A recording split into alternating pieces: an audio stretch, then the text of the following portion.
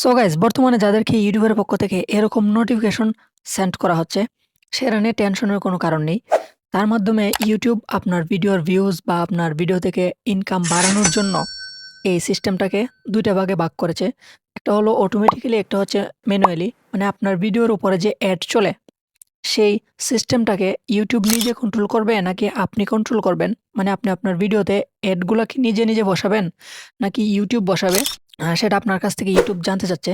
তো আপনি চাইলে আপনার ভিডিওতে সামনে, পিছনে, মাঝখানে আপনি অ্যাডগুলা নিজে বসাতে পারেন। আর আপনি যদি চান ইউটিউবের কাছে সেটা দিয়ে দিতে পারেন।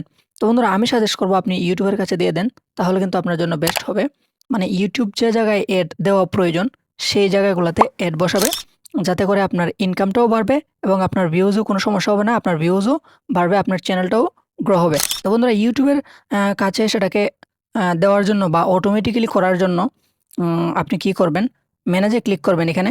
ম্যানেজে ক্লিক করার পর এখানে ১ম এ যে অপশনটা সিলেক্ট করা থাকবে, turn on automatic add salt in addition to your manual add salt recommended. এই অপশনটাকে সিলেক্ট রেখে আপনি জাস্ট সেভে ক্লিক করে দেবেন। তাহলে ইউটিউবের পক্ষ থেকে আপনার ভিডিওতে যে অ্যাডগুলা চলবে, সেগুলা ইউটিউব কন্ট্রোল করবে। তাহলে আপনার কোনো টেনশনের কোনো কারণ নেই। তো বন্ধুরা, আশা করি বুঝতে পেরেছেন। যদি না বুঝেন কমেন্ট করবেন।